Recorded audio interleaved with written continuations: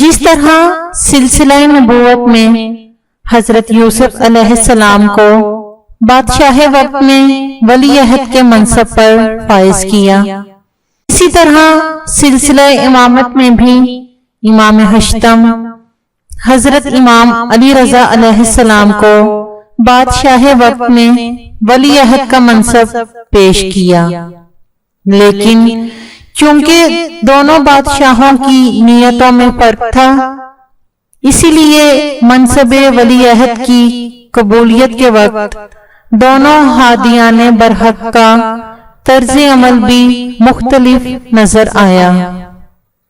अब्बासी हुक्मरान मामून बिन हारून रशीद मलून ने अपने मखसूस अज़ाइम की तकमील के लिए इमाम अली बिन मूसा अलैहिस्सलाम को बज़ौरे जब मदीना से खुरासान बुलवाया और आप अलैहिस्सलाम को अपना वली अहद मुकर्रर करना चाहा, तो इमाम अलैहिस्सलाम ने इस शर्त पर इसे कबूल किया कि ना तो वो किसी को ओहदे पर फाइज करेंगे, ना माज़ूल, ना अमूर मुमलिकत के किसी काम में मुदाखलत करेंगे।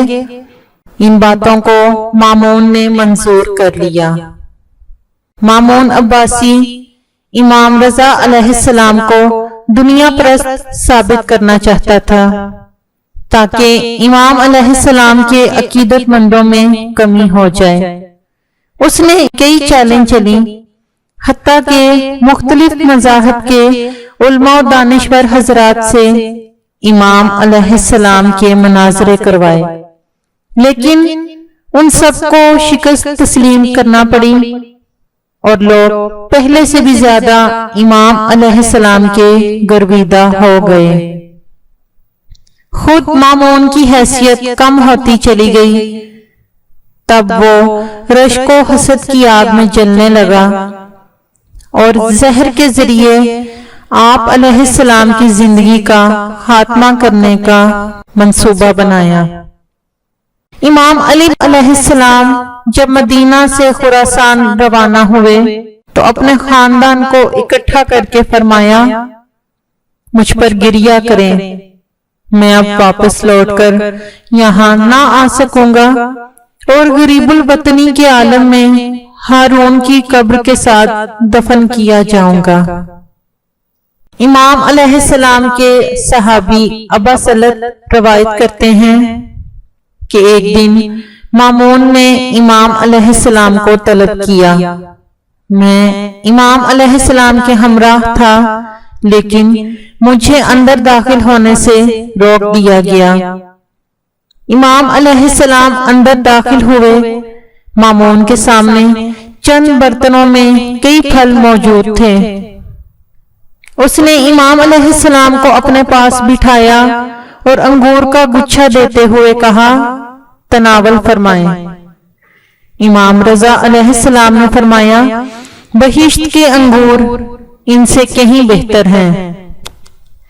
मगर उस मलून के इसरार पर इमाम अलैहिस्सलाम ने चंद दाने तनावल फरमाए और उठ खड़े हुए। मामून ने पूछा, कहां जा रहे हैं? तो इस पर इमाम अलैहिस्सलाम ने फरमाया, उस जगह जहां तुमने मुझे भेजा है। इमाम अलैहिस्सलाम कसर से निकले तो अबा आप अलैहिस्सलाम के सर पर थी। आप अलैहिस्सलाम अपने घर आकर बिस्तर पर लेट गए। हुक्म दिया, दरवाजे बंद कर दो। मैंने तामील की। क्या देखता हूं कि हजरत रजा अलैहिस्सलाम से शबाहत रखने वाला खूबसूरत जवान अंदर दाखिल हुआ। मैंने उसके पास जाकर अर्ज की, दरवाजे बंद थे, आप कैसे तशरीफ लाए? तो जवाब मिला, जो हस्ती मुझे मदीना से तूस ले आई वो बंद दरवाजे से भी ला सकती है। मैंने पूछा, आप कौन हैं? आप अलैहिस्सलाम ने फरमाया, ए अबा सलत, मैं हुज्जत हुदा अली बिन मूसा रजा का बेटा मोहम्मद हूँ।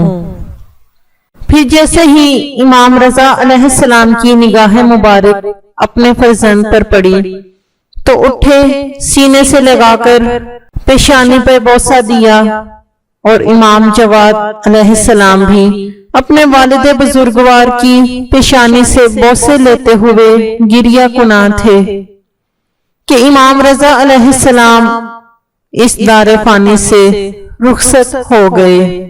امام محمد تقی علیہ السلام نے اپنے پدر بزرگوار کو غسل و کفن دیا۔ اس کے بعد فرمایا، جاؤ مامون کے لیے دروازہ کھول دو۔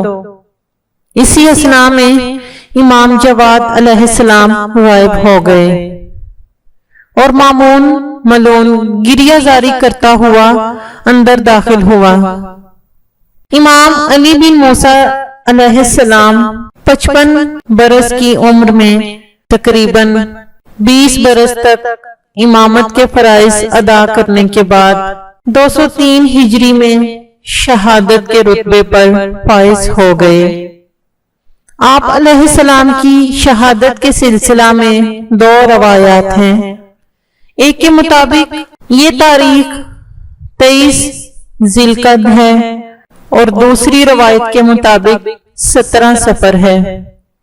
البتہ ایران میں 29 صفر کو بھی آپ علیہ السلام کے محب وسیع پیمانے پر آپ علیہ السلام کا غم مناتے ہیں۔ آپ علیہ السلام طوس میں، جو اب مشہد کہلاتا ہے، مدفن ہیں۔ امام علی بن موسیٰ علیہ السلام کی مامون لعین کے ہاتھوں شہادت مظلومیت کا وہ پاپ تھی جس کا اہل بیت علیہ السلام اور ان کے شیعوں کی تاریخ میں اضافہ ہوا۔ یہی وجہ ہے کہ کئی صدیاں گزرنے کے بعد بھی آپ علیہ السلام کا نورانی حرم اہل ایمان و معرفت کی توجہ کا مرکز بنا ہوا ہے، اور تا قیامت یہ پاکیزہ حرم سہمے دلوں کا سہارا اور بھٹکے ہوئے انسانوں کے لیے روشنی کا مینار بنا رہے گا۔ اسی لیے آپ علیہ السلام کو شمس الشموس یعنی سورجوں کا سورج، اور انیس النفوس یعنی دلوں کا ہمدم، یہ القاب حاصل ہیں۔